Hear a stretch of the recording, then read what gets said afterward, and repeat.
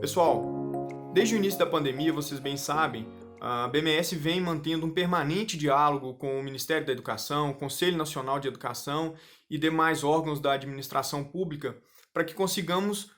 assegurar a manutenção da oferta. A Portaria 343, talvez um dos documentos mais importantes desse período, veio trazer a possibilidade de que as instituições mantivessem a sua oferta por meio de aulas, de dinâmicas não presenciais. Logo na sequência, houve a alteração dessa portaria em relação à medicina, trazendo a possibilidade também de que do primeiro ao quarto ano essa oferta também fosse mantida com a utilização de tecnologias.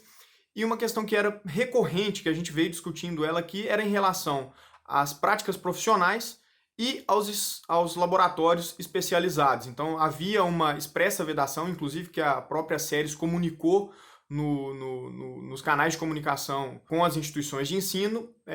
dizendo sobre a impossibilidade, a vedação naquele momento de que atividades práticas fossem objeto de substituição, de adaptação naquele momento. A partir de um franco diálogo, muito verticalizado até mesmo com o Conselho Nacional de Educação, que fez publicar o parecer 05 de 2020, esse parecer foi homologado, isso tudo já é de nosso conhecimento. Evoluindo essa discussão, esse diálogo com o Ministério da Educação, veio então a portaria 544, a BMS inclusive teve a oportunidade de fazer um evento que antecedeu a data da publicação dessa portaria, e um profícuo diálogo tanto com o diretor de política regulatória da Secretaria de Regulação e Supervisão do Ministério da Educação, que também, naquele momento, participou também o presidente do Conselho Nacional de Educação. A portaria foi então publicada e mesmo com a sua publicação, saímos daquele campo de uma prorrogação mensal da autorização de substituição e uma prorrogação até o final do ano de 2020, então até 31 de dezembro as instituições vão poder fazer essa substituição. Nós também tivemos a autorização para que, em relação às atividades práticas, especificamente os estágios e os laboratórios, as instituições também passaram a ter a autorização do Ministério da Educação para construir um plano de trabalho, redefinir no âmbito do seu núcleo docente estruturante, consultando os órgãos colegiados e fazendo um documento que deve ser apensado ao PPC da instituição, dizendo a respeito da construção que a IES fez para que ela consiga a manutenção também da oferta em relação a essas atividades práticas. Mesmo com a publicação da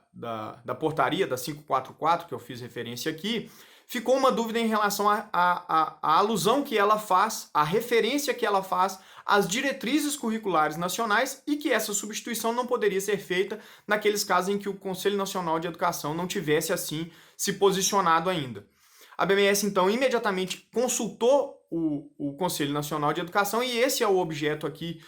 desse vídeo especificamente, que é sobre a resposta do Conselho Nacional sobre essa discussão. Então nós perguntamos ao Conselho se com as DCNs que já estão vigentes e com as referências que ali estão contidas, é o que basta para que as instituições então consigam estabelecer os seus planos de trabalho também em relação a essas atividades práticas. A resposta do Conselho, na linha inclusive do que foi a discussão havida aqui na BMS, no diálogo que eu mencionei aqui do presidente do Conselho Nacional e do diretor de política regulatória, foi exatamente naquela linha. As instituições poderão sim já estabelecer os seus planos de trabalho com base nas diretrizes curriculares vigentes, calçados numa questão que é muito sólida e traz segurança jurídica para as instituições, que é o fato de que as DCNs não fazem distinção de modalidade. As DCNs não trazem uma distinção do que é efetivamente presencial, do que é efetivamente à distância, e nesse momento, de forma emergencial e temporária, as instituições, com base na 544, devem estabelecer os seus planos de trabalho com segurança jurídica, em especial por conta dessa resposta formalmente dada pelo Conselho Nacional, no sentido de que as diretrizes curriculares vigentes são sim suficientes para que as IES possam fazer a estruturação para atender às suas necessidades emergenciais agora nesse momento da pandemia. A gente segue acompanhando, dialogando com os órgãos reguladores para que possamos encontrar os melhores meios de manutenção da oferta